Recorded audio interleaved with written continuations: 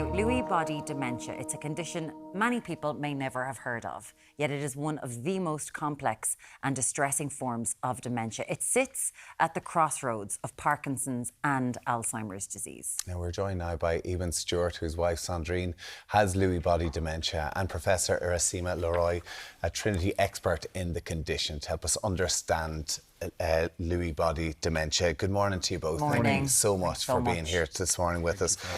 Iracema, can you explain to us, whenever we hear of Lewy Body, we all know Parkinson's, we all know Alzheimer's dementia, but can you explain to us what is Lewy Body Dementia? Yes, absolutely. Thank you for having us. Lewy body dementia is one of the several kinds of dementia. It's within the spectrum of neurodegenerative diseases, which, as you said, Alzheimer's disease, Parkinson's disease, those are other types. And exactly as you explained, it sort of falls between the zones of Alzheimer's disease and Parkinson's, and it presents in that way. So people with cognitive difficulties, a little bit different from Alzheimer's disease, but then also Parkinson's symptoms, so slowness of movement, tremor, rigidity. But they can also have complex behavioural changes, like, for example, visual disturbances, visual hallucinations. And all of these can present and are progressive over time. And with that, like Alzheimer's, do people who have this forget? They may forget, but usually later on in the course of the condition, which is why it's often missed and people don't recognise that it is a neurodegenerative condition initially, because the cognitive changes may be affecting what we call executive function, which is our ability to plan, for example, as well as visual spatial function, our sense of knowing things in relation to each other, like being able to put together an IKEA flat pack. That's your visual spatial function. And that becomes really difficult initially. Wow. So, Eben, can you tell us what happened and when this was with your wife, Sandrine, when you noticed something had changed? Well, initially she was diagnosed with Parkinson's in 2017. What age was she then? 45. 45. Young onset, yeah. She would have had a lot of anxiety prior to the diagnosis, and that can be one of the symptoms, but we didn't know at the time. And then she started to have a tremor. About 2017, we noticed the tremor, but it was diagnosed as part of the anxiety. And then when she got the diagnosis, it kind of made sense. But the diagnosis at that stage was Parkinson's with the tremor. And I suppose, you know, we were coming to terms, like as a diagnosis, it's a hard enough diagnosis to deal with. And she was coming to terms with that and the medication, and you know, it can be quite trying on the person because with their diet, a medication routine that's quite strict. So we were getting into that, you know, it was probably 2 years into the disease and the treatment, and then we started noticing some cognitive issues. Sandrine was seeing, hallucinating, and a little delusional, and that was around the COVID time, which was quite difficult in 2020. And things like she didn't believe that she was sick. Yeah, that was, it's called anosognosia, where the person is in complete denial. They don't realise it, but they kind of deflect their sickness onto you and say, you're the problem, you know, that they're fine and that everything else is yeah. At this stage, Sandrine is about 48 years old. You're in lockdown. Yes. She's so young. Yeah. You're in lockdown and she's denying symptoms. When did you start thinking there's something else going on here? Well, it did take a lot of, it was the hallucinations where she'd say there's small animals running around the house, or there's small children, and you know, they were fairly benign hallucinations, but then they became more malevolent in terms of she thought there was people in the shower with her or in the room with her, and that's when we thought there's something, it's more than Parkinson's here, you know. How difficult as a father, as a mum with the three boys as well, seeing their mum? Well, it was particularly difficult at that time because we were, you know, I was teaching at the time, so I was doing online classes and the boys were meant to be doing online classes. And it was just trying to juggle everything and not really knowing what was going on. Was this normal for Parkinson's? Was it a reaction to medication? You know, so we weren't really, it took us a while to get the answers. So when did you get Lewy body dementia?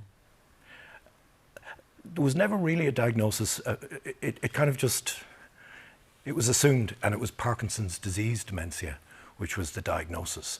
I suppose the thing that really, excuse me, threw us was where her executive functioning really went haywire, which means, you know, she was so good at running the house and doing everything, and then suddenly we just realised it's taken her ages to put on a wash machine or to cook a meal, and that was probably the thing, as well as the hallucinations, but that definitely was a red flag to us that there's definitely something, you know, this wasn't the normal turn of events for Sandrine. Iracema, when we're saying that there's 12,000 people living with Lewy body dementia in Ireland, but you say it's very difficult to get a diagnosis. Why is that? It's what we call the chameleon of neurodegenerative diseases. It can present in so many different ways. And so people enter services through different doors, so to speak. And unless people are aware of Lewy body, they won't necessarily make the connections as to that's what's going on. So somebody with visual hallucinations might end up in psychiatry, for example. Somebody with Parkinsonism may end up in neurology. Somebody with falls may end up in geriatrics. And all of these have to come together to recognise that this is a person who needs all these services and they've got symptoms that cross these different medical specialties. Oh my, so this sort of cohesive care that you need, like everyone has to be talking to everyone else to kind of go, there's something going on here, Yes. the chameleon of diseases, as you said. That's exactly right. And that's got to be pretty difficult. Yes. To get that diagnosis then. Yes. Once you recognise, once you know the symptoms, it's quite easy. It's a tick box. And people will often go online and see themselves in Dr. Google and bring it to the medical professionals and say, this looks like me, why aren't you giving me the diagnosis? But unless the medical professionals recognise and know about Lewy body, they won't. And 45 years of age, like I can't even imagine trying to come to terms with something like that.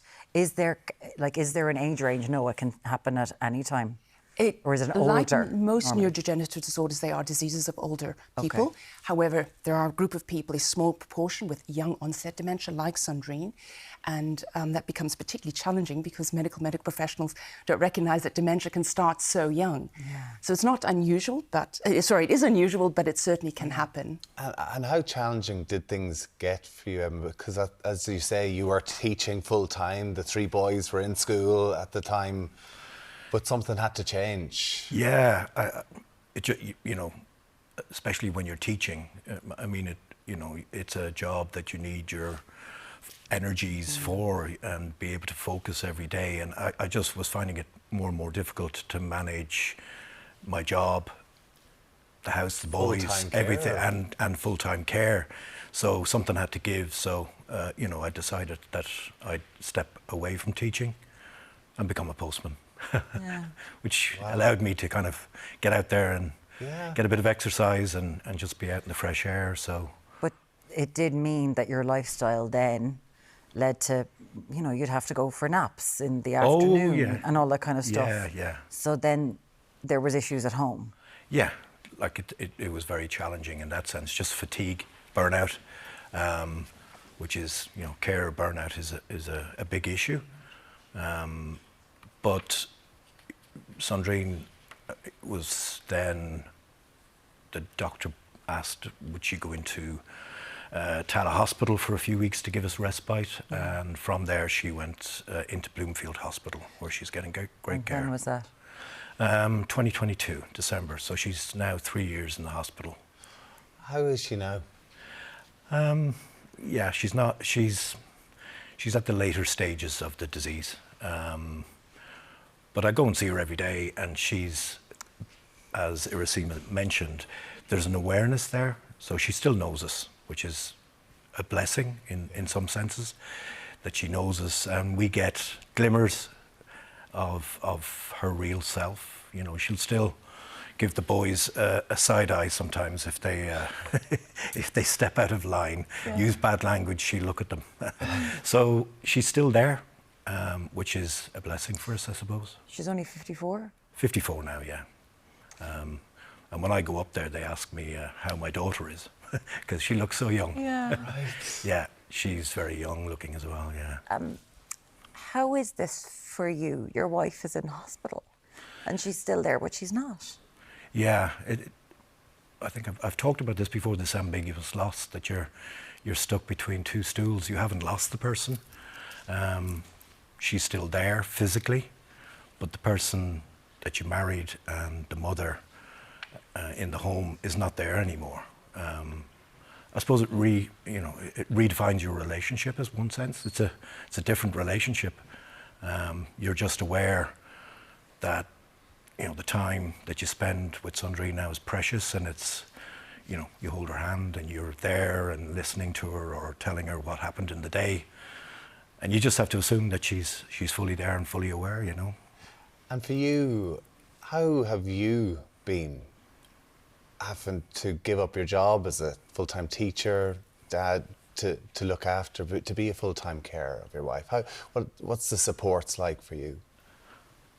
I just had to step back, and I think it's helped me compartmentalize the different aspects of my life that I can give my time, I can give my energies better now because I have some time for myself, for the boys, for the family, and then going to see Sandrine in the evening. It just gives me, I can think more clearly than before. It was just a fog. It was a fog, yeah. I know your mum has Alzheimer's and your dad is in his 90s, is looking after her. Are you lonely? I don't have time to be lonely, really, Okay. at the moment. Do you get to have a life like outside of this, outside of all of this? Not really, no. We just adopted a dog, so that's something. But we do sometimes forget about the carers. Yeah, there is an element to that, but I am busy, and working with Iracema and Advocacy for Lewy Body has been important too for me.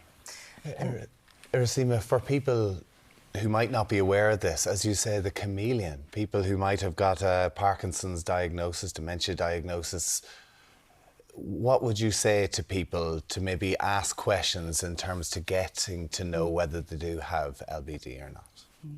I mean, if people have questions about it, I think the best thing to do is to inform themselves. Information on the internet is excellent through the Lewy Body Association or the Lewy Body Society in the UK and the US. That's very reliable information. And if they read it and they identify with it, then, print out the information, bring it into the medical appointment, and, ask the health professionals whether this might be what's going on, and help to understand the whole process a lot better. But there's, as we know, there's a lot of research being done in these areas. We know there's no cure currently. But would this help a prognosis? Would it help slow things down, knowing that you have this?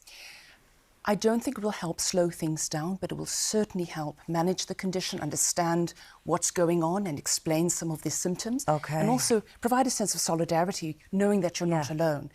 And making sense of why you don't look like the other people that you might meet who have Alzheimer's disease, who present in different ways. Yeah. There are also important aspects of the medication that need to be considered that are specific to Lewy body that one needs to know about. So it's absolutely essential, like with any medical condition, that you get the right diagnosis, ideally at the right time. I know you're going to run the Dublin Marathon next year. Hopefully That you're doing this for Parkinson's, and your sons have done that already, and you're doing so much advocacy work in relation to this. Thank you so much for coming in and talking to us. And we send all the best to Sandrine and to the life that you have. It's amazing. Thank you so much. Eben Stewart and also Professor Iracema Leroi, thank you so much for being with us today. We really do appreciate it.